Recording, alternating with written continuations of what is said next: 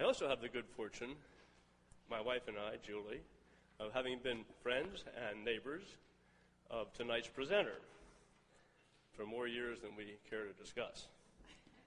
Many of us have met her, thank you, many of us have read her science articles in the Times and the Globe and other journals, as well as her book, Menopause, with Isaac Schiff of the MGH, and Decoding Darkness. Julie, hold up a copy and wave it, please. Which was a study on the search for the genetic causes of Alzheimer's, co-authored with Rudy Tansey, also of the General.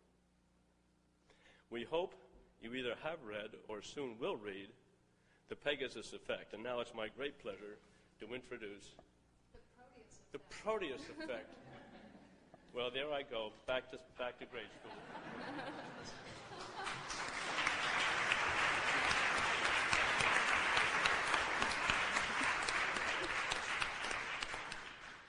Gee, thank you, Bayard.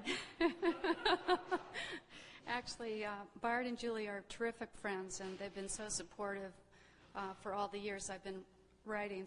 And that was a total surprise introduction. I thought somebody else was introducing me. So thank you very much, Bayard. It's really a pleasure to be here tonight, and thank all of you for wading through the elements. I want to send a big thanks to the Athenaeum, especially Monica Higgins, for taking care of the details for this gathering, as well as other Athenaeum folk who are helping out tonight. It takes a lot to keep an institution like this going at night. And also thank Steve Anderson for setting up the mic stuff and all of that, and wanted to thank Harriet for the Globe Corner bookstore. The Proteus Effect, Stem Cells and the Promise for Medicine, is out there. It's the Proteus Effect. A longtime Athenaeum member, when I crossed this beautiful building's threshold tonight, all sorts of memories bubbled up. There's the memory of when I was in the stacks years ago. I thought I saw the ghost of Reverend Thaddeus Harris in the stacks. He apparently had been seen, his ghost had been seen by Nathaniel Hawthorne. And I swear he's still floating around here somewhere, because I think I saw him one day. The other time was when I was studying up on the 5th floor balcony. A wind came up and scattered all my papers over the burial ground. And I didn't do too well on that exam. The other memory I had when I came here tonight was a memory of how devoted Peter Wick was to this library. And I start getting sentimental because every time I walk in here, I can see him. And he always was sitting here next to a long window reading. Every time it seemed like you come into the Athenaeum, there was Peter Wick. And he just died, and he loved this place so much, as did his wife Kathleen, that I'm sure both of their spirits have taken up residence alongside Thaddeus Harris's ghost. So I'm sure the Wicks are here tonight too. I'm really fortunate to be joined by 4 postdoctoral research fellows who hail from one of the country's most noteworthy stem cell laboratories. These fellows right here. And the laboratory is located at Children's Hospital within the brand new building called the Karp Family Research Laboratories. And this particular laboratory is directed by George Daley, who's a Harvard Medical School hematologist oncologist. George, at this point in time, has become so famous that he's very, very busy, travels the world, can't be here tonight, unfortunately, but I want to give you some small sense of him. He firmly and passionately and vocally believes that given time and a solid understanding of how stem cells make specialized cells, that, in his own words, stem cells could transform the practice of medicine. As he notes, stem cells might lead to therapies for everything from baldness and deafness and decayed teeth to the degenerative diseases that have come to represent medicine's dominant challenge. These are cancer, heart disease, degenerative brain disorders, kidney failure, and other afflictions felt by an aging population. Such disorders, notes George Daley, are not easily treated by drugs and their small molecules, but they need cells, i.e. they need therapies made from cells and not from chemicals. Before going any further, I want to introduce our four guests, and in just a little bit, they'll be telling you more about themselves and their work. Laurence, I'm going to butcher her last name. Can you say it? Deron. Is a cell biologist. She grew up on a farm in a small village in France, and she has a PhD from the University of Poitiers, and one of her chief research interests is leukemia and how to treat it. Willie Lensch is a molecular biologist and geneticist, and he grew up on a farm as well, but in Utah, and he received his PhD from Oregon Health Sciences University. He has a strong research interest in diseases of the blood-forming system, including leukemias and anemias. Willie, I should add, was really, really incredibly helpful when I was writing my book. He was constantly witty and funny and nice and just the kind of, all these people have been, but I kept coming back to Willie because I met him first. And he bucked me up when I was down, and he must have answered at least 1,000 questions. So that's Willie. You make it easy. Then there's Shannon McKinney Freeman. And Shannon grew up abroad, in her own words, as an Air Force brat, her father having been a master sergeant in the Air Force. A biologist, she earned a PhD from Baylor College of Medicine, and among her chief research interests is the development of the blood system and how stem cells steer that development. Paula Roux, a neonatologist, was born in Belgium. And having gotten his MD from Jefferson Medical College, he's just finishing a fellowship in neonatal medicine at Children's, as well as pursuing research in George Daley's lab. One of his chief interests is nuclear transfer. And nuclear transfer, which I'm going to define to you in a little bit more in a minute, is basically, think of it as transferring the nucleus of one cell into another cell. It applies to stem cell medicine, and I'll try and tell you more. So for the next 15 minutes or so, I'm going to zip through, hold on to your seats, a lot of background information and definitions. And then each of these fine researchers will give you a brief idea of their dealings with stem cells and why their work matters to them. And then we'll go on to a Q&A. So what is a stem cell? Fired?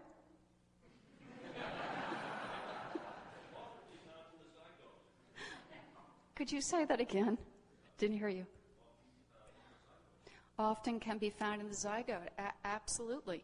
What's a zygote? Yeah? Okay. That was good.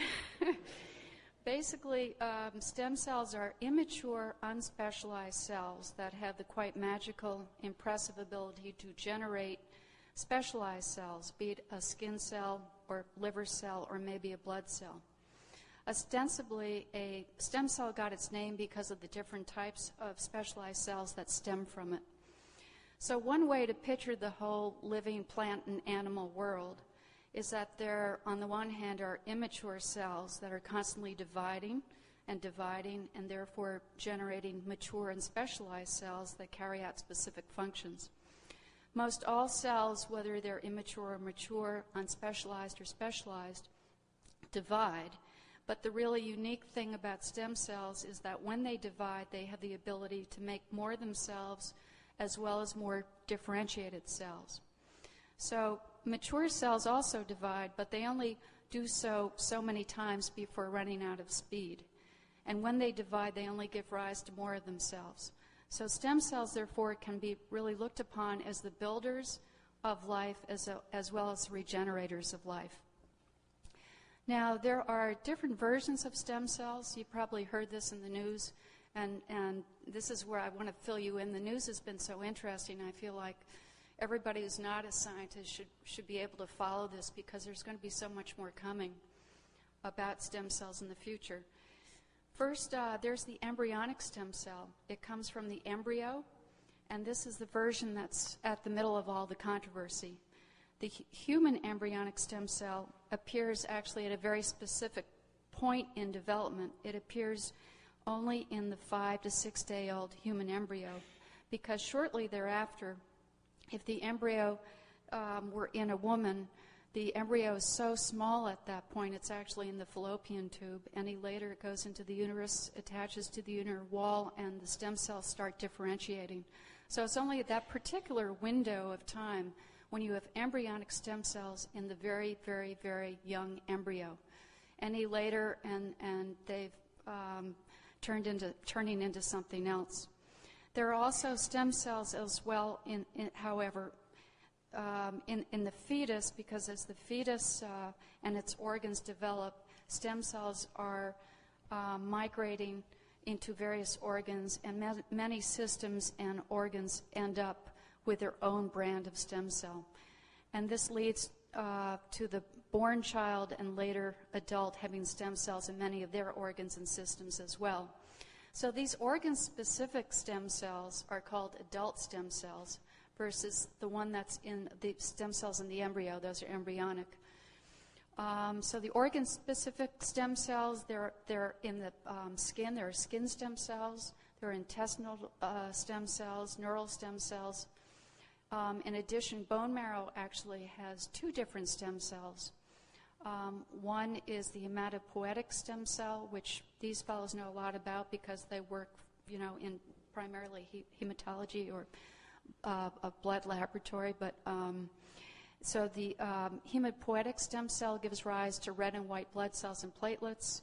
In the bone marrow as well, you have a second stem cell called the mesenchymal stem cell, and that gives rise to bone cartilage and fat. Believe it or not, the human eye has a couple of stem cells. There's one that lives in the back of the eye near the retina, and there's one that lives in the front of the eye next to the cornea. And believe it or not, these are also trying to be harnessed for medical purposes, and I'll go into that more. But right down at Scapins, for instance, they're trying to harness the retinal stem cell in order to produce new tissue to treat the retina. So the healthy body loses an estimated 10 billion cells per day. I think that's pretty amazing, 10 billion cells. We might not lose any weight, but we're losing 10 billion cells. We aren't losing any weight because all of them eventually get replaced on a daily, weekly, or monthly schedule. And the base component of much of this replacement process are adult stem cells. So all of you sitting out here, many of your organs contain adult stem cells. Not all organs, they haven't found adult stem cells in all the organs, but most do. But you have to realize you don't have embryonic stem cells. Only your very early embryo had those. Again, that's the 5 or 6 day old embryo. And it's believed that those embryonic stem cells are the one that have the most potential, the most power, the most potency to turn into any different type of cell, and therefore could be most useful for medical purposes. In contrast, the adult stem cell that dwells in the organs already have differentiated somewhat and taken on characteristics of the tissue in which they dwell, and mostly, it seems, they give rise to specialized cells of only that tissue. So they aren't seen as having the same potential. I'd like to briefly point out that stem cells exist in all plants, multicellular plants and animals. We lose sight of this. I think we live in such a human-centric times that we're constantly thinking of ourselves and not the other species. But all species that have, more than one cell have stem cells. In other words, there are stem cells in plants. And they have a lot in common, actually, with stem cells in animals. So just like animals, the embryos of plants have highly competent stem cells that build the entire adult body and all its tissues. And grown plants also have adult stem cells scattered throughout their organs. And stem cells are present, for instance, in the root tips and shoot tips of flowering plants, and there are stem cells in the tree's cambium, which leads to trees getting fatter in circumference. Grasses like corn get taller because of yet another type of stem cell.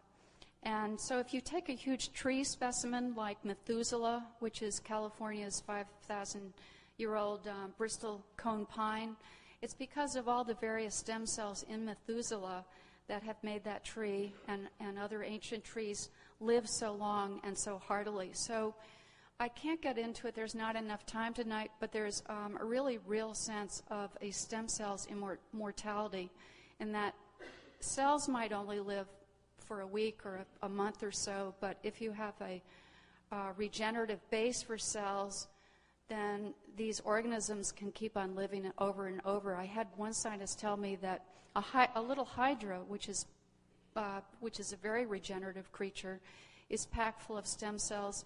A scientist told me that he had a pet hydra, and the only reason it ever died was he stopped feeding it. He called it an immortal animal because it has so many stem cells in it. So a basic rule of thumb is stem cells allow for tissue regeneration in both plants and animals. Plants are incredibly regenerative because their stem cells are so available throughout their tissues. As for animals, that's true of some of our tissues as well. Blood cells, skin cells, intestine, they all turn over regularly.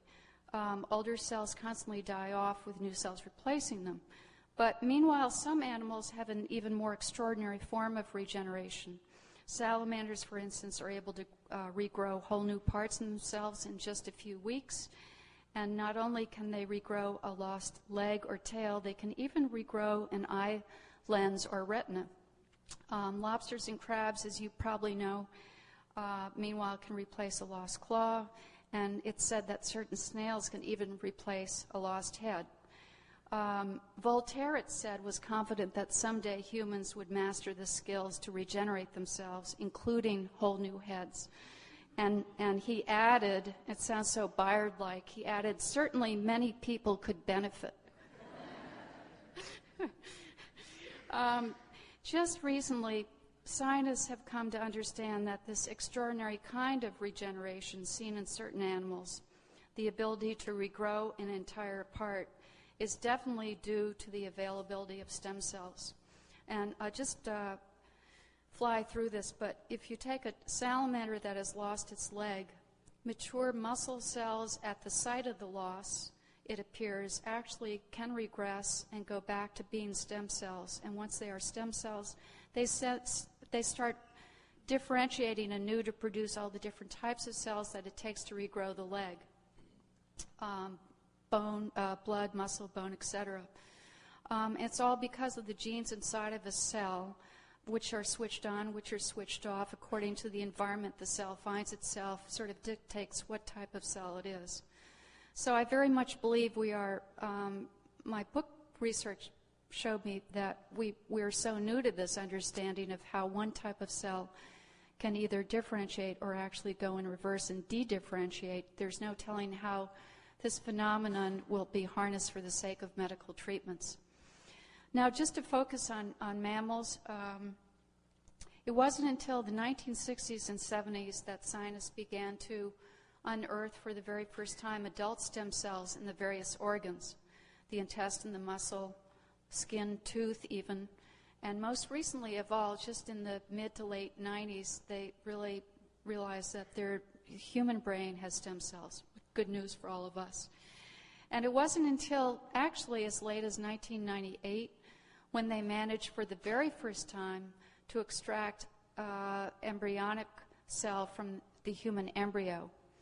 So suddenly, because of that accomplishment, in 1998, that recently, the idea of transplantation medicine or cell medicine could really start taking off. And the basic concept is this, is that you use healthy cells to replace bad cells that have been injured or destroyed by disease. So one basic model is you retrieve stem cells, say from the embryo, you put them in a dish, you grow them into large numbers, you keep them dividing and dividing, you use a particular chemical agent to make them start changing into a cell type that you need for treatment, and then you transplant them into the problem area. Another approach is to persuade stem cells already in the body to migrate to the problem area and differentiate into the needed type of cell. That's the premise, and at least in the early days now, the disorders that are being looked at as the best candidates for stem cell medicine are those in which primarily one type of cell is damaged. Examples include Parkinson's disease, in which a specific type of neuron is damaged, one that supplies the brain with the chemical dopamine. Another is macular degeneration, which affects just mainly photoreceptor cells in the eye's retina. And another is type 1 diabetes, which decimates beta cells in the pancreas. On the other hand, even though there was a lot in the news about Alzheimer's disease, it's not looked at immediately as a candidate for transplantation, because after it starts, it's apt to destroy not just one type of cell, but so many different types. One thing that really surprised me as I did my book research was the incredible variety of disorders being tackled by stem cell scientists. And even most of these investigations are in the very early stages, but nonetheless are being worked on by many reputable institutions worldwide. Experimenting with smaller mammals, often mice, researchers, for instance, are looking into using stem cells to replace sensory hairs in the ear as treatment for deafness, using muscle-derived stem cells to increase the mass of sphincter and other abdominal muscles for the sake of helping incontinence, injecting stem cells into the heart muscle to help patients make new tissue after heart attack, using stem cells in their progeny to grow blood vessels, urethras, tracheas, and even bladders. There are actually, believe it or not, dogs walking around, beagles walking around with bladders made from stem and progenitor cells. Others are directing mammary gland stem cells to recreate the mammary fat pad for possible use by women who lose a breast to cancer. Still others are using stem cells for patching faulty heart valves, using stem cell, investigating the use of stem cell, teeth stem cells to regrow a tooth, not just in a dish, but on site. Again, all of this is really in the preliminary stages and being worked on in animals, but what's incredible are the caliber of scientists who are approaching these different investigations. One objective in George Daley's lab, among others, is the basic science of simply sustaining the growth of embryonic stem cells in a dish. This takes a lot of doing. That is, to get them to divide over and over and over again to proliferate into large numbers of cells. So one thing, and I'm nearly done, but one thing, one question you might have is, where do these human embryonic stem cells come from? Some people mistakenly think that researchers actually retrieve early embryos from inside women and harvest stem cells from those, but that's not true. There are basically two sources of stem cells from human embryos. One is leftover IVF embryos, in vitro fertilization embryos, and the other is nuclear transfer. About the first one, as maybe you know, when test tube babies started being made in the 70s, the first test tube baby was Louise Brown, and basically a test tube is really a misnomer. It's more of a petri dish baby, really. You put sperm and egg in a dish, they merge, and you begin an embryo that way. So for the sake of in vitro fertilization treatments, many embryos per couple are made because so few make it all the way to birth, and there's a very low survival rate of these embryos in utero. So perhaps 3 are used to try for one pregnancy, and if you've made 12, the rest are frozen. So the upshot is that in this country alone, we have as many as 500,000, probably more, little embryos, in vitro fertilization embryos that have been stored. And many of those will never be gone back to by the couple. And instead, they're stored right away. They're stored at day 1 or 2, I'm told. And scientists see this as, a way of getting stem cells. These embryos are going to be thrown out anyways. They're going to be incinerated. If the couple never goes back to them and says, we don't want them, they are going to be at some point incinerated. So the scientist's idea is, why not make use of them for the purposes of life and helping people? You take these embryos out, grow them up to, again, that perfect time, that time of day 5 and 6 inside the embryo. It's called a blastocyst at that point. It's a hollow ball. Inside the embryo is this little group of cells on one wall, and those are the embryonic stem cells. And basically, these fellows can tell you more, but you use enzymes to disassociate the cells, and you make cell lines from that. A cell line is basically taking stem cells, embryonic stem cells from one embryo and immortalizing them, keeping them going and going as long as you need them, or you freeze that cell line where it sort of sits and does nothing. You can take it back out and start growing it again. It's just a source of cells. Anyways, that's one source of embryonic stem cells, is from the IV leftovers. Another is nuclear transfer, and again, some of these guys are going to tell you more about it, but nuclear transfer is also called therapeutic cloning or research cloning. It's when, if one of you were sick, a doctor take a mature cell from you, say a skin cell, remove its nucleus, stick that nucleus into an egg, and something about the cytoplasm or the interior of the egg recalibrates that nucleus back into an immature state from whence begins the beginning of an embryo. So in other words, it's a way of taking one cell from you and starting, they're going to probably object with the way I'm saying this, but starting a little you only up to day 5 so that it can get your precise cells with their very same genetic code, and use those stem cells to make other tissues that genetically are compatible with you. People are apt to talk about stem cell medicine as though it's in the future and it's coming, but yet what's exciting and makes stem cell medicine so real today is that a few stem cell therapies actually already are in place and working. And though there aren't many of them, they serve as proof of principle and suggest that, yes, we can do this. We can use our cells to treat diseases, maybe even cure some diseases. So there are 3 examples I'd like to give. One, you probably all realize this, bone marrow transplantation is basically a stem cell medicine, and it's been basically helping people now for nearly 40 years or over 40 years. The hero is the bone marrow stem cell, the one that makes the red and white cells and platelets. Another stem cell medicine, you could call it, that's actually been working probably for over 100 years is the simple act of skin grafting. When a surgeon takes a piece of skin and moves it from one part of the body to the other, he makes sure to dig down deeply enough so that he gets the basement compartment of skin where the stem cells live, the skin stem cells.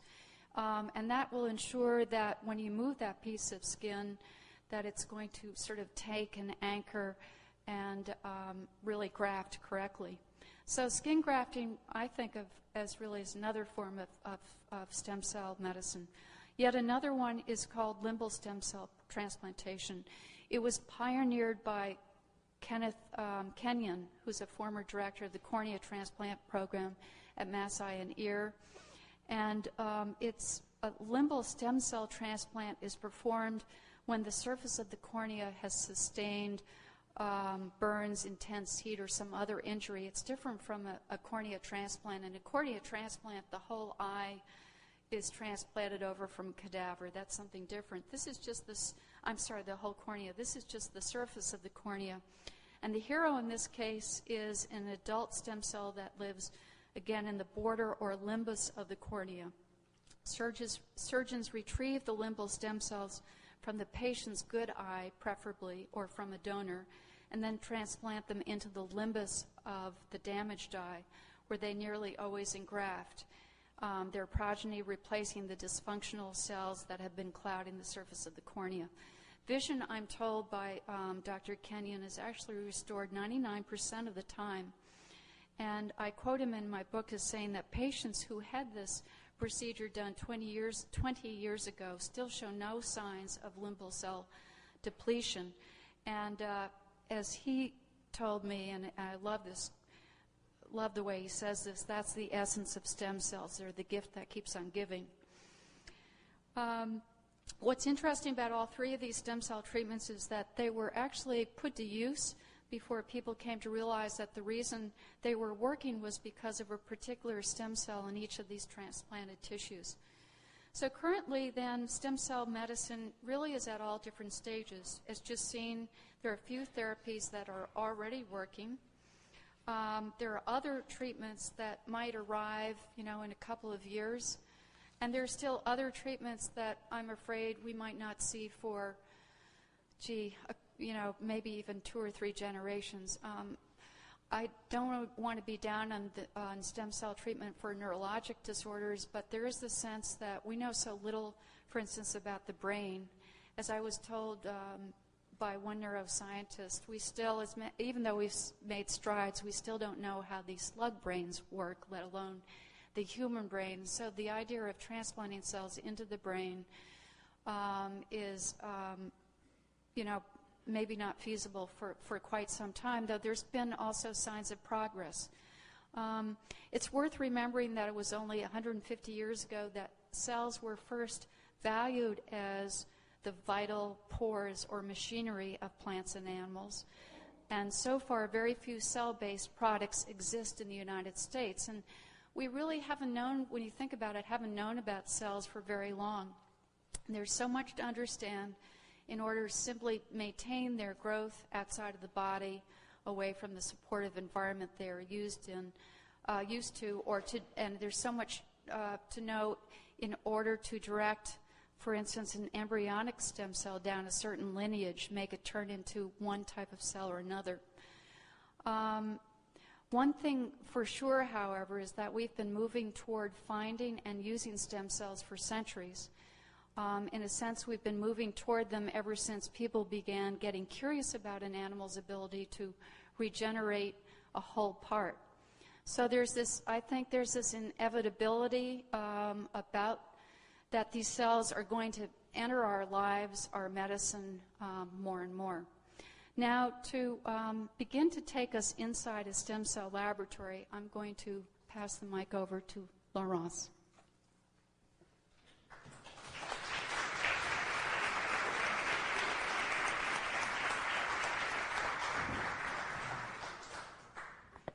Very nice introduction, Anne. Thanks a lot for inviting me tonight. It's a pleasure to be here. My name is Laurence Dayron, and I am a postdoctoral fellow in George Daley's lab. I did my PhD in Poitiers, a small town between Bordeaux and Paris, where I worked on leukemia. Then I crossed the Atlantic and spent a few years at Jefferson University in Philadelphia, still doing research on blood disorders. In 2001, when I started looking for a position in Boston, I contacted George Daley, whom I knew for his fantastic work on leukemia. At the time, George was initiating human embryonic stem cell research in his lab, and he easily convinced me to join his group to work on these cells. Why was I eager to join his lab? I would say mostly because of my background. In Poitiers, I was in charge of monitoring the evolution of leukemia in patients treated with drugs or bone marrow transplantation. And one thing I learned from this experience is that, at least for the type of leukemia I was working on, bone marrow transplantation was the only way to cure patients. So this was a proof that cell-based therapy could be very effective at treating disease. However, the problem still remains that many patients don't have the appropriate donors.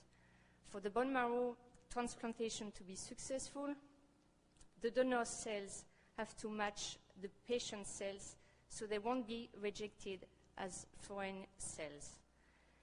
According to the National Bone Marrow Transplantation Registry, only 20 to 30% of leukemia patients have compatible donors, so a very small number. This is an important limitation to this therapy.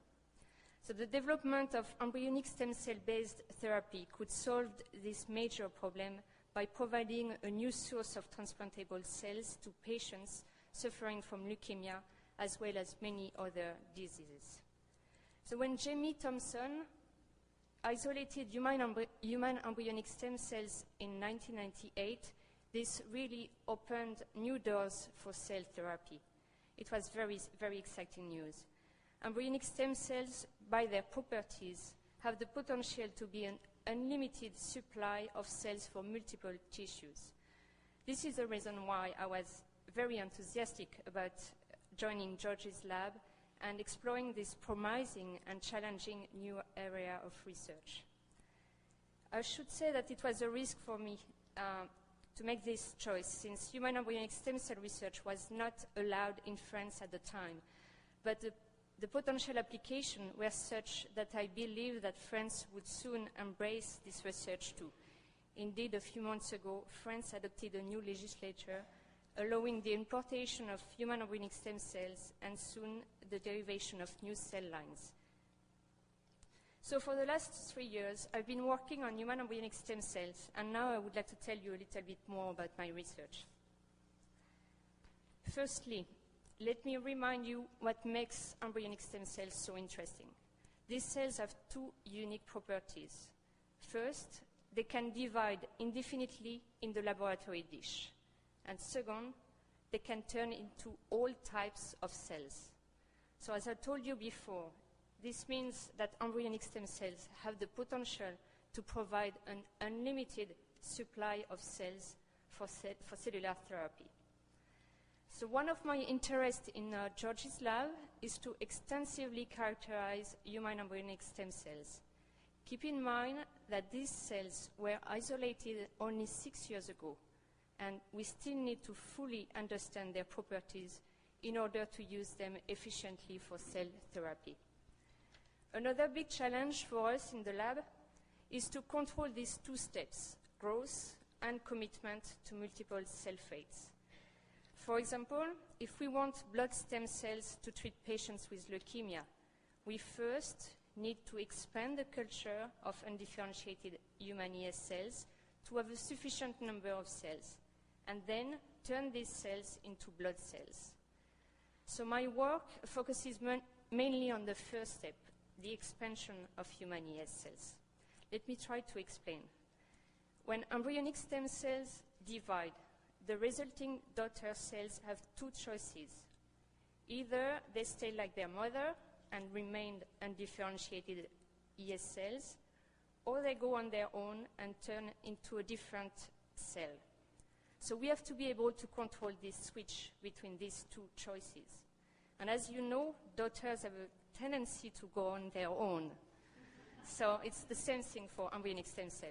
My work is to make sure that the daughters stay like their mothers. So, tough job. Currently, the best way to expand human embryonic stem cell is by growing them on a layer of mouse cells. And these mouse cells provide factors or nutrients that keep human ES undifferentiated. It works well, but it is a problem if we want to use human ES for therapy. Therefore, we are also working on finding new ways of growing human embryonic stem cells in absence of mouse cells.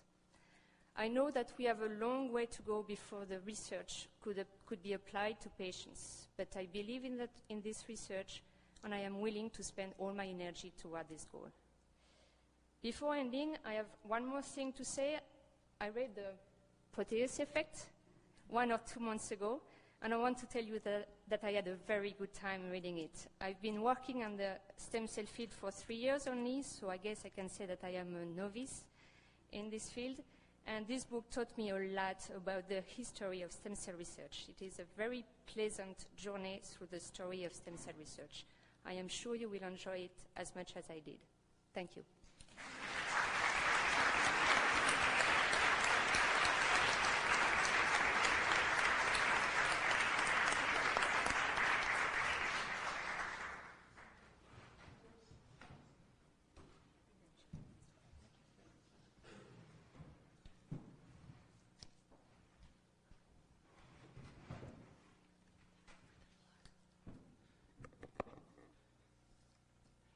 My name is Willie Lynch, and I would like to begin by extending my most sincere appreciation to the members of the Boston Athenaeum for affording me the opportunity to be here this evening, and specifically to my wonderful friend Ann Parsons, whom I first met at a very small stem cell meeting in Bar Harbor about 3 years ago, and I've never regretted that meeting for a single moment.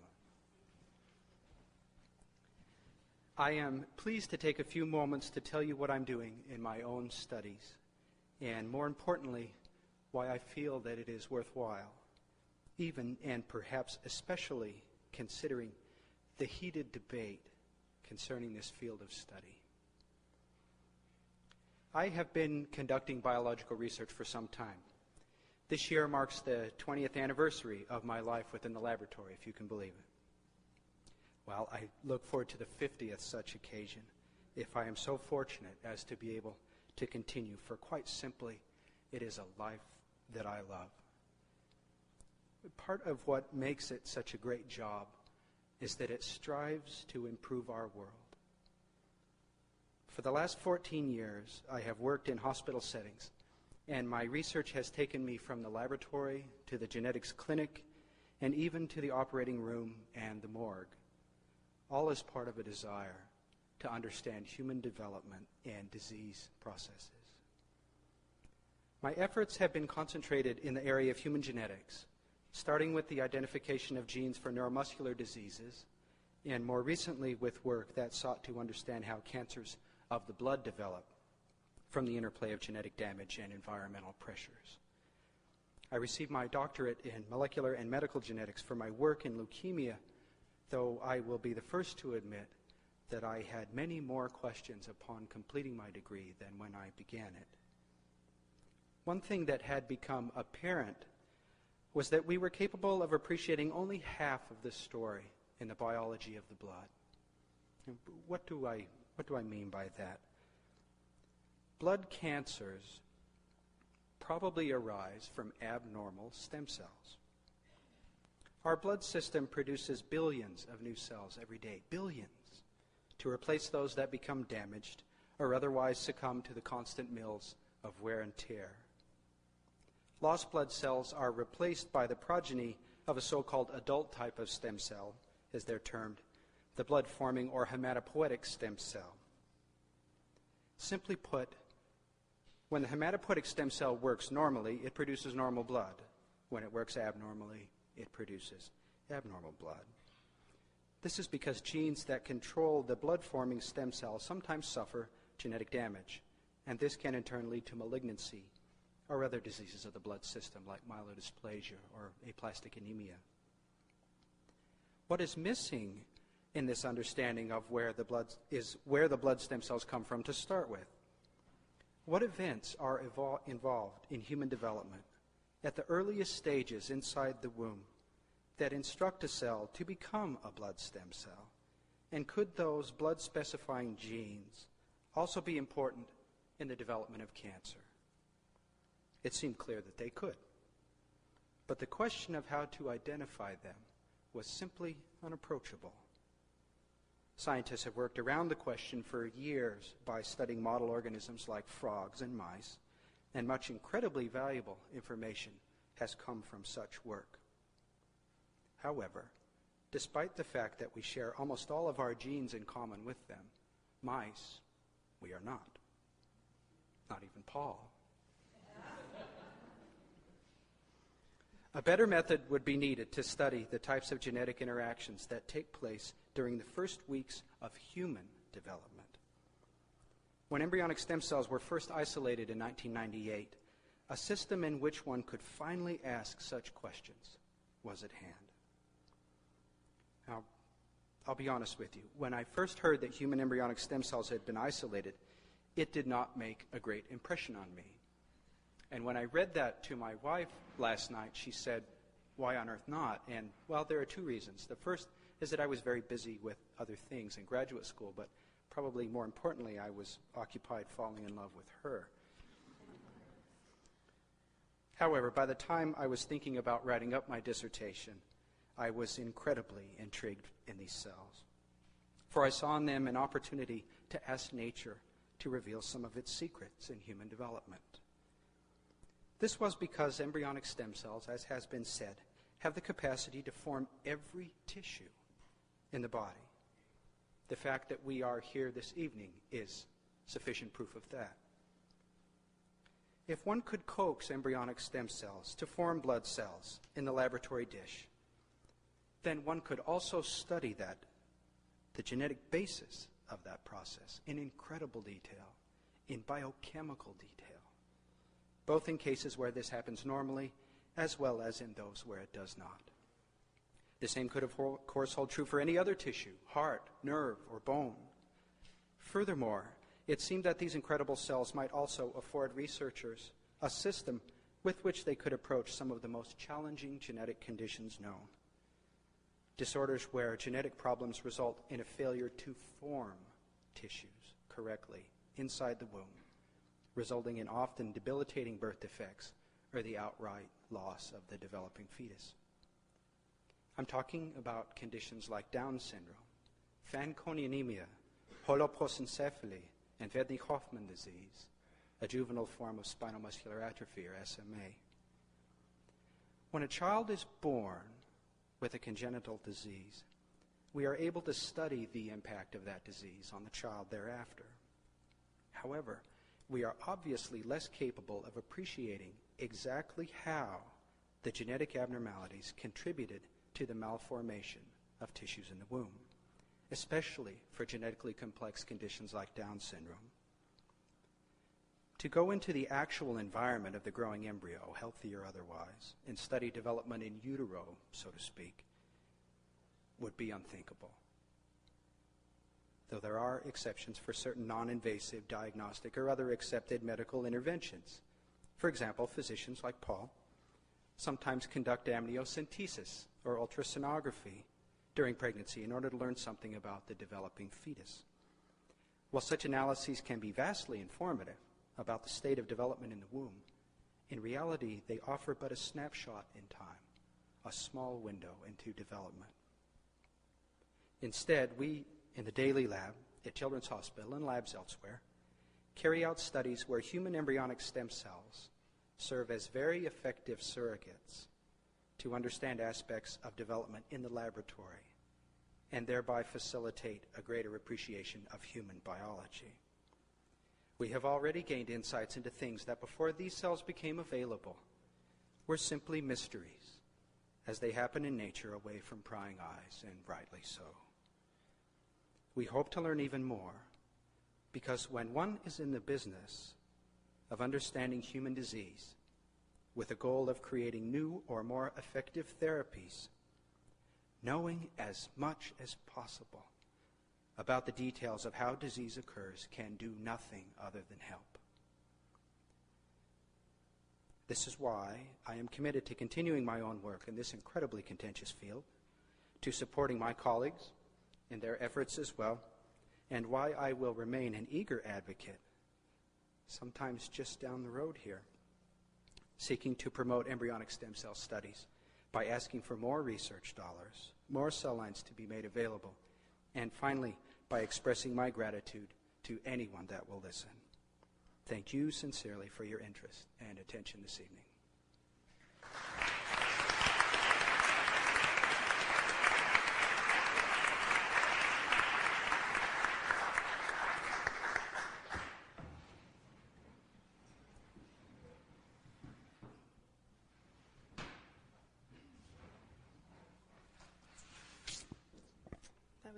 That was great. Hi, my name is Shannon McKinney-Freeman, and I'm very pleased to be here today to talk to you. As mentioned, I'm a scientist in George Daley's laboratory. And Anne asked me here today to tell you a bit about my research and also speak personally about why I do what I do. So I'm going to start from the beginning. In 1992, when I was 16 years old, my father was diagnosed with myelodysplasia. This is a pre-leukemic blood disorder. His treatment for this disorder was a bone marrow transplant, and as you've heard today, a bone marrow transplant is one of the most widely applied stem cell therapies that currently exist in medicine. So successful and profound is its influence on the treatment of disorders such as leukemia that in 1990, Dr. E. Donald Thomas shared the Nobel Prize in Medicine for his pioneering work that led to the development of this therapy. Basically, in this treatment, stem cells which produce blood are transferred from the bone marrow of a donor, in this case my father's oldest sister, to that of a patient whose own cancer-ridden bone marrow has been destroyed by radiation or chemotherapy. However, despite its great success in treating disorders such as myelodysplasia, a bone marrow transplant from an imperfectly matched donor, as was unfortunately the case for my father, can open up a whole new world of problems. My father now suffers from chronic graft-versus-host disease and is kept alive by dozens of medications that collectively serve to prevent his new blood system from attacking his own body. Although we are all profoundly grateful for the additional 12 years of life this treatment has brought him, the reality is that his quality of life since his transplant has been far less than ideal. The collective side effects of the myriad of medications he takes leave him in, as he has described it, a fog, both physically and at times spiritually, as he sometimes becomes discouraged and struggles with the fact that this is how it will be for the rest of his life. Learning about my father's disorder and his subsequent treatment are the initial events that piqued my interest in the blood systems and in stem cells in particular. Furthermore, bearing witness to his struggle with his health had a profoundly sobering effect upon me as a teenager. My father was only 42 when he was forced to retire and leave an exceptional military career as a Chief Master Sergeant, or E9, in the Air Force. I have to pause here and brag that this is the highest enlisted rank possible in any branch of the military, which my father achieved with only 18 years in service, the fastest he could possibly have achieved this rank at the time, given the rules of service. Basically, because of his devastating disease, he was prematurely taken out of the game, so to speak, in terms of his ability to apply his talents to the world around him. And as you can see, he had much to give. I see him and his struggles as a legacy to which I must live up, a passing of the torch, so to speak. So I went to college, and I worked hard. And when I finished, I enrolled in grad school at Baylor College of Medicine in Houston, Texas, where I was immediately drawn to the lab of a young new investigator named Peggy Goodell, who had just made some very provocative observations in her lab. She observed that a population of adult stem cell seemed capable of producing many more distinct cell types than had been previously thought. Now, before this, it was very much established dogma that adult stem cells are restricted in their potential to only producing a small subset of cells relative to the embryonic stem cell, which we know can produce any cell type. The work being done in this lab not only had paradigm-shifting implications, but the potential to lead to therapies that could ameliorate many disorders. I jumped into this research with great enthusiasm, making it my goal to prove definitively that these adult stem cells were as plastic in their potential as it seemed. Well, as so often happens in science, especially in grad school, the data I gathered revealed quite the opposite, that the adult stem cells I studied were not capable of what we had hoped, but rather careful analysis and experimentation revealed that the stem cells had migrated throughout the bodies of the mice we were investigating and found addresses for themselves far from their normal homes in the body. Their tendency to lodge throughout the body in disparate sites gave the appearance that they were producing many different cell types. So, for example, we found that blood stem cells were moving to skeletal muscle, giving the appearance that muscle stem cells were producing blood, when in fact it was the blood stem cells themselves. I was lucky enough to publish this work, which received a lot of attention and turned out to be on the leading edge of a flood of reports that collectively have had a sobering effect on the field of adult stem cell biology, quenching many scientists' hopes that certain stem cells could behave like embryonic stem cells in their ability to produce so many different cell types.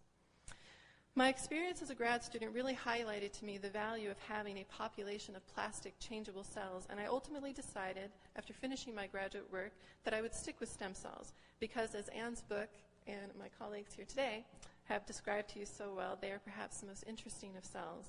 And I further decided to retrain my focus on the embryonic stem cell. If what we really want therapeutically is a flexible plastic cell population, the embryonic stem cell is definitely the way to go. We know it can do everything we need it to do. It's simply a question of figuring out how to get the job done. Which leads me to my current research. I am using mouse embryonic stem cells as a model to understand the embryonic development of the adult stem cell that produces blood, also known as the hematopoietic stem cell. As you know, we basically all began as a ball of cells that must sequentially commit all the different tissues that make up the body. We call this process development. Embryonic stem cells are essentially analogous to that uncommitted ball of cells and recapitulate many of these early developmental events in the dish, including the production of the adult stem cell that makes blood. I can then use them as a model to learn how these adult stem cells emerge during development. The holy grail of embryonic stem cell biology is getting them to turn into the cell type that you would like. And basically, nature has already figured out the optimal way to do this. That plan is manifest in the normal development of these cells. By understanding this process and then exploiting that information in the lab, we can hone our ability to produce many valuable cell types for eventual transplantation therapy. I hope with time to apply what I learned using the mouse embryonic stem cell to the human system, and if I can contribute just a little bit towards a better understanding of how to mold these most useful cells into a viable therapy, I will have met the challenge that my father's legacy has set for me. Thank you.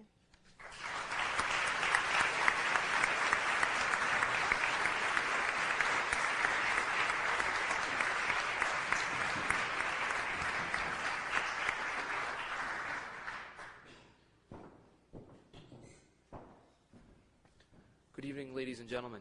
I, too, would like to thank Anne for hosting us here, as well as the Boston Athenaeum. I'm going to talk about two things, basically. I'd like to explain the roadmap I'm trying to follow to become a physician scientist, and as well describe the project that I'm working on in the Daley Lab. After graduating from Jefferson Medical College, I came up to Boston for residency at the Children's Hospital. That entailed 3 years of training in pediatrics. After completion of my residency, I had the honor of being one of the chief residents for 1 year at the Children's. It was actually during that year that I met George Daley, and this proved to be a seminal event in my career. I'd always been fascinated by science, like many medical students are. But as my medical training progressed, my desire to do scientific research grew. Every day, physicians have the privilege to care for sick patients, but every day we are also confronted by many problems that we do not have optimal treatment for. Only through research can those problems be addressed. So my goal was therefore to become a physician scientist. After I met with George, actually January 3 years ago, I was walking across the Mass Ave Bridge back to the Back Bay. George was MIT at the time. And I was thinking to myself, now that is a physician scientist. Well, 3 years later, that has become one of the most correct statements I ever uttered. He has been a phenomenal mentor to all of us, second to none. And he must have liked something about me also. He allowed me to join his lab. After chief residency, I entered the Harvard Combined Newborn Medicine Fellowship. Again, more clinical work, 1 year strictly in the NICU, caring for sick and premature newborns. I worked at Children's, the Brigham, Mass General, and Beth Israel. But finally, during my second year of fellowship, almost, 5.5 years after finishing med school, I joined the Daley Lab. I'm now in my third and final year of fellowship. My formal clinical training will finally end in June, but I will luckily remain in George's lab to continue my scientific training. The project I am working on is attempting to grow oocytes, or egg cells, from embryonic stem cells. If we are successful in achieving this, we would be able to answer many fundamental questions about oocyte development as well as their function. But as I mentioned earlier, the ultimate goal of our lab's research is to alleviate disease. And to that end, we believe that oocytes derived from embryonic stem cells could be extremely useful. To explain, I will briefly review what Anne spoke about earlier, what is known as nuclear transfer or therapeutic cloning. I will use my good friend Willie over there as an example of how therapeutic cloning could help a patient. Imagine, if you will, that Willie developed diabetes. His pancreas is no longer able to produce insulin. As a result, his blood regulation is altered, and the only way to sustain his life is through a daily regimen of insulin injections. Even then, he is at risk of severe complications such as blindness and kidney failure.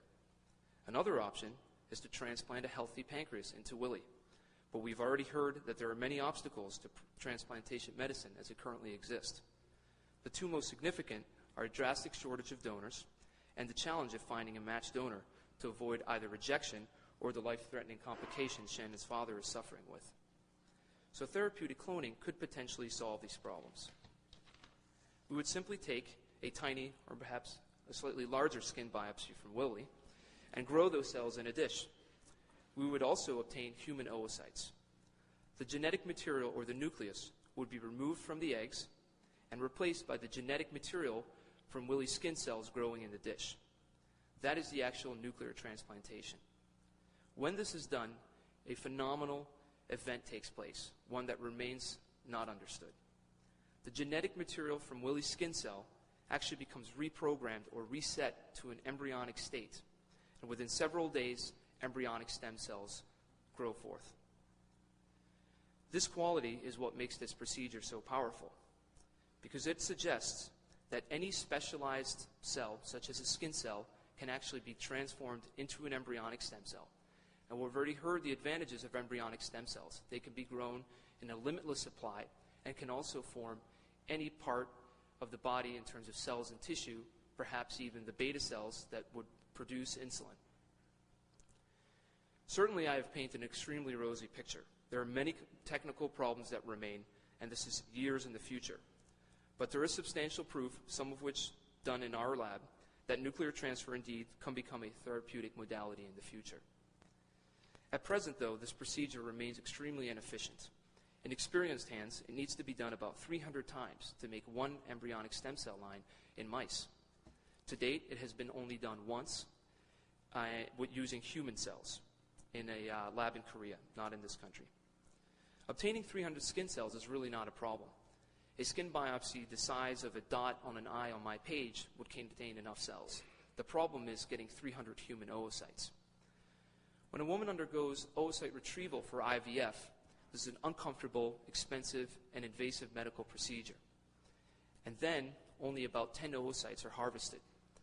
So it would be impractical to consider, not only in Willie's case, but anyone's case, that a woman would undergo this procedure 30 times or have 30 women undergo this procedure just to yield one embryonic stem cell line to be used for one patient. So what could we do? We should continue to study this incredible procedure and learn the biochemical underpinnings. Then perhaps we can make strides to make it more efficient. We are also hopeful that if we can grow oocytes from embryonic stem cells, we could use those oocytes for nuclear transfer, initially for research purposes, goal one, but also perhaps to even use it in the clinical setting in the future. At present in our lab, we are actively trying to grow oocytes from both mouse and human embryonic stem cells. We are at the very early stages, but I am hopeful, enthusiastic, and determined to make this a reality. Above all, though, I am grateful and humbled to be able to do this research in the Daley Lab at Children's Hospital. And I think my colleagues are a great example why I am so happy every day to be able to not only work in the hospital, but to come to the lab. Thank you.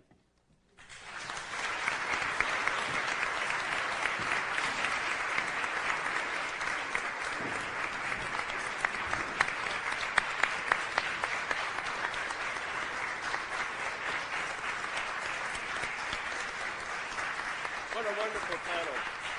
We are running a little bit late, but I think we have time for a few questions. If you'd raise your hand and say to whom you're addressing, it would be very helpful. Yes, right there, please.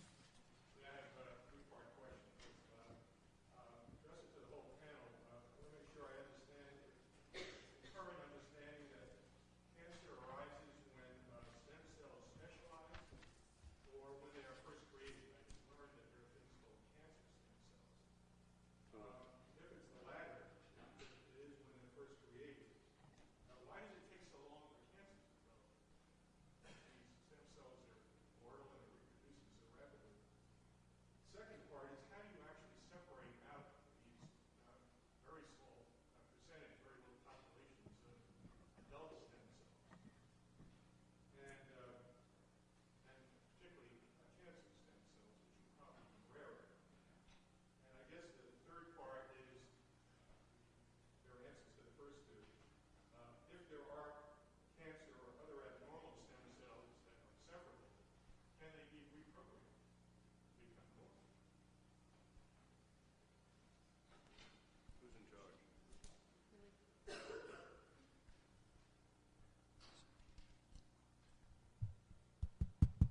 Well, thank you very much for coming to the mic, to being first.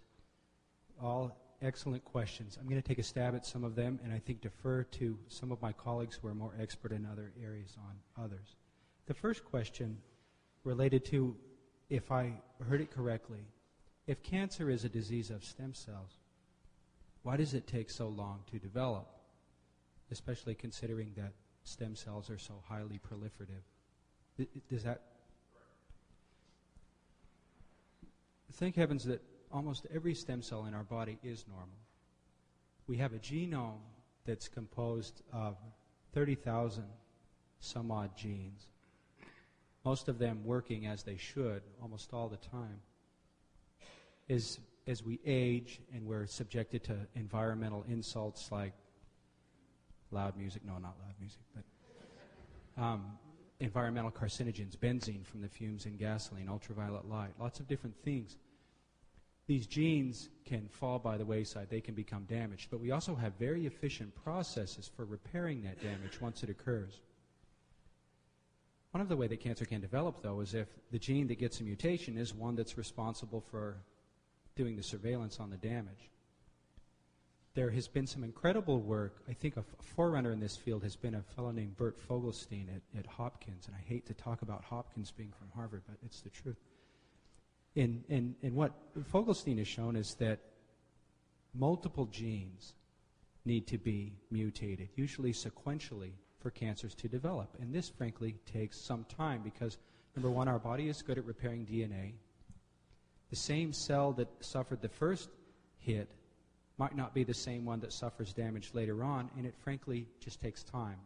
Now, that's kind of a hand-waving answer. Really, a lot of what you're asking is unknown. And there's one more thing, like in the bone marrow, it's only a small fraction of our stem cells that are actively dividing at only one time. We have most of them sitting in reserve, and they sort of take turns cycling up and producing blood. And I think that also gives them an opportunity to repair. I think that answered your first two questions, hopefully. I'd like to skip to the fourth question and then defer actually to my friend and colleague Shannon for the third one. Can the cancer cell be reprogrammed? There was a fascinating piece of work that came out of Rudy Janish's lab at the Whitehead Institute very recently. And part of what Rudy has been involved with is understanding the efficiency of reprogramming the nucleus to produce animals. He's done a lot of very seminal work in mice with cloning, just trying to understand the process of how the DNA is reset. A couple of things that Rudy's lab did a few years ago was to take a nucleus from a neuron, a cell that everyone would agree is at the end of its road. It's terminally differentiated, as it's called. It's not going to become anything else. They rarely divide. Took the nucleus from that neuron, transferred it into an egg using nuclear transfer, as Paul mentioned. And in a very small percentage of cases, he was able to then have a new mouse from that. Now, the process is very inefficient, but what Rudy did recently was to take the same sort of an attack, and he used a melanoma cell, and he got a mouse from it. And so I think the answer is yes, to a degree. The cell can compensate for some of the genetic loss that it has. And I think the most exciting thing about that result is that it gives hope that there's a new type of medicine that we can approach to change the way that the cell thinks about its environment. And so, very hopeful. Your third question was about how we get adult stem cells, and I personally feel very lucky to know Shannon because she's actually an incredible expert on this very thing, so I'm going to pass the mic to her. Thank you, Willie. So you're correct. Stem cells, adult stem cells as they exist in the body are extremely rare.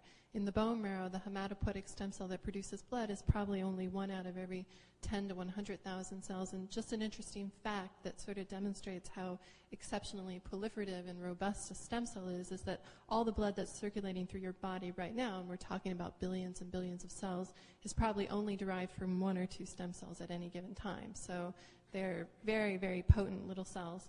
The way that we purify them is through a couple of different technologies. Most of this work has been done and is best characterized in the blood system. The hematopoietic stem cell is the best studied stem cell. And basically, stem cells have certain traits that are unique to them in terms of molecules that they express on the surface of the cell and whatnot.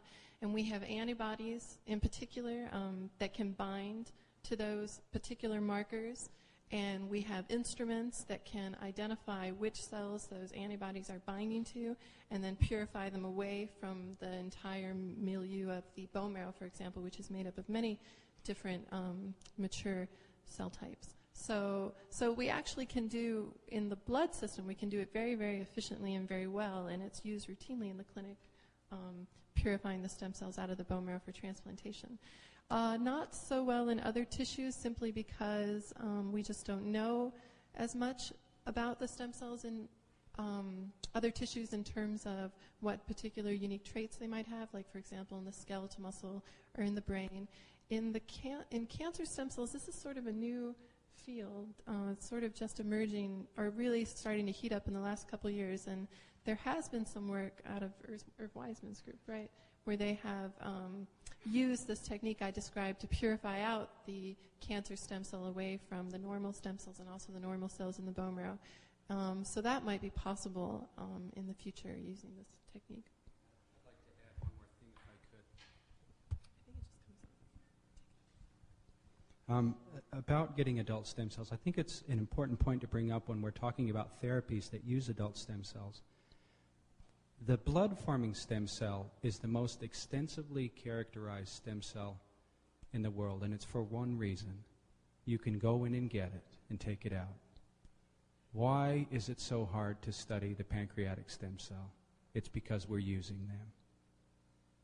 When you do a therapy, for the most part, using adult stem cells, with certain exceptions like skin or blood, pancreas is a good example. Pancreatic transplantation comes from cadavers. Comes from people that have died for whatever reason and donated their organs to research or to therapy. If we progress to the point someday of being able to do liver transplants, again, we don't go in and give liver biopsies routinely.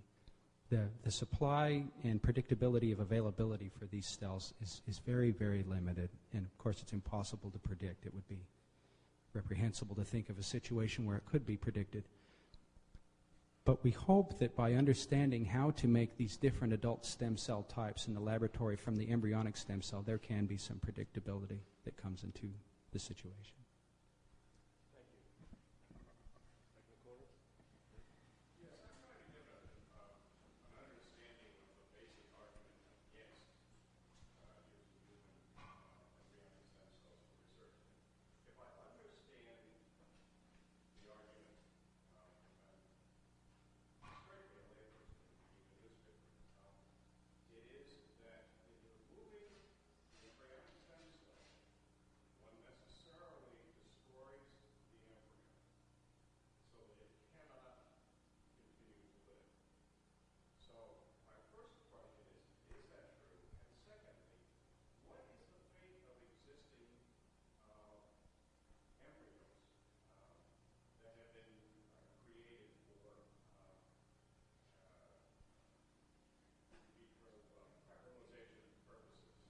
Are they preserved forever? Are any of them destroyed now? Is there any school of law that says that there is a duty to cause them to be implanted in the woman so as to achieve a pregnancy process?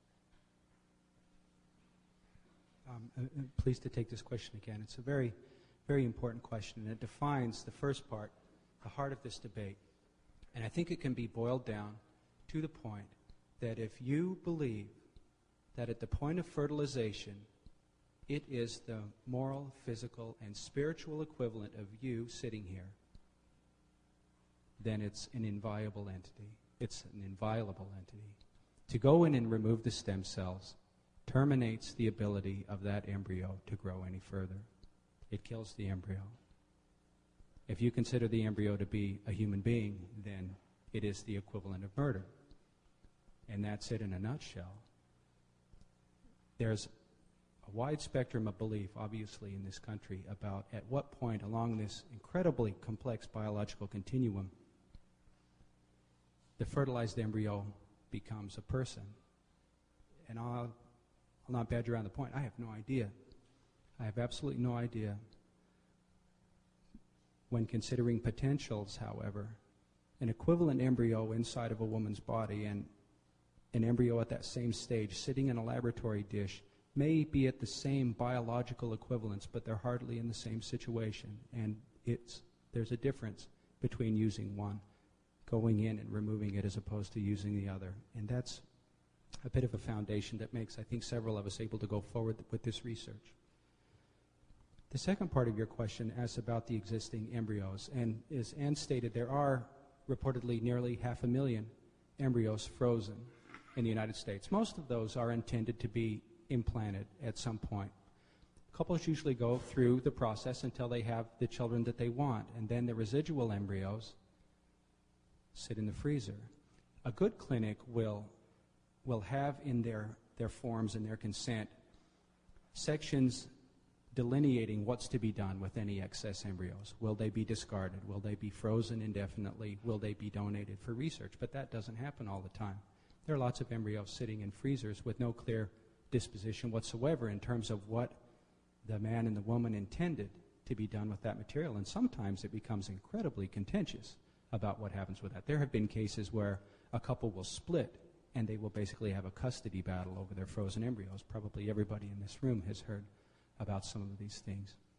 So far, there is no legal compulsion to donate except in one state. Louisiana has legislation making it legal for couples to adopt embryos and to implant them into a different person other than the woman that donated the oocytes, but it's unique legally.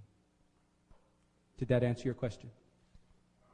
I think the last part answered my question about whether there was any theory advanced that there was some kind of duty to cause the fertilized embryo to and you're saying that the only thing you know of is the provision in Louisiana for adoption. As far as I know.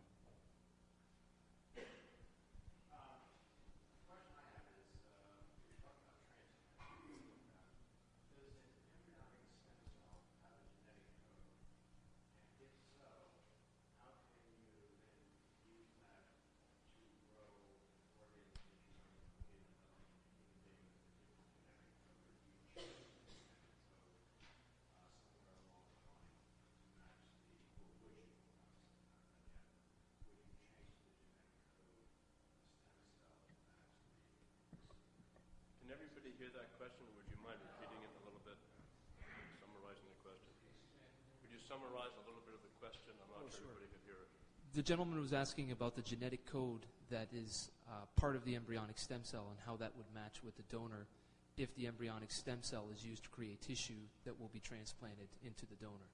So certainly that is one of the problems with the current existing human embryonic stem cell lines, is that there's only 22 of them that we can use, and they would only match the 22 individual from who they were originally derived, no longer existing. So no, embryonic stem cells, their genetic code from an immune point of view does not match donors. So there's two possibilities to circumvent this problem. One would be to try to create a bank of embryonic stem cells where one could then manipulate that part of the genetic code that codes for immune recognition. This would be feasible, but a huge technical challenge, also extremely costly. The alternative then is to create an embryonic stem cell by doing the nuclear transfer procedure, because there the embryonic stem cells that are derived by putting the genetic material, say from a skin cell, into the egg cell, that genetic material from the embryonic stem cell looks, for all sense and purposes, we think, identical to the skin cell, identical to the individual who donated the skin cell. And that is really why we feel that this nuclear transfer or reprogramming is clinically useful. Time for one more question. Can you repeat the question?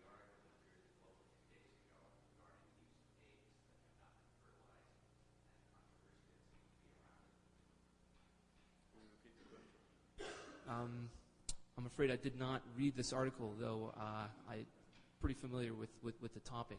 The question was, there was an article in the Globe that was wondering whether research could be done with oocytes that have failed to fertilize. I personally think that that would be a useful endeavor. Essentially what happens when a woman donates or oocytes are retrieved from her for IVF, the oocytes are placed in a dish and sperm is simply placed on those oocytes. They're put in an incubator where they're kept warm under the appropriate conditions. About 48 hours later, an embryologist looks at them. What they're looking for is to see if there are now two nuclei. The sperm and the egg have sort of fused into one, and that is called a zygote. If that has failed to occur, then that oocyte that remains not fertilized is usually discarded.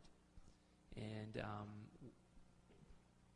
some of us, our lab, other labs, would be interested in using those oocytes. Can we thank our wonderful panel once more?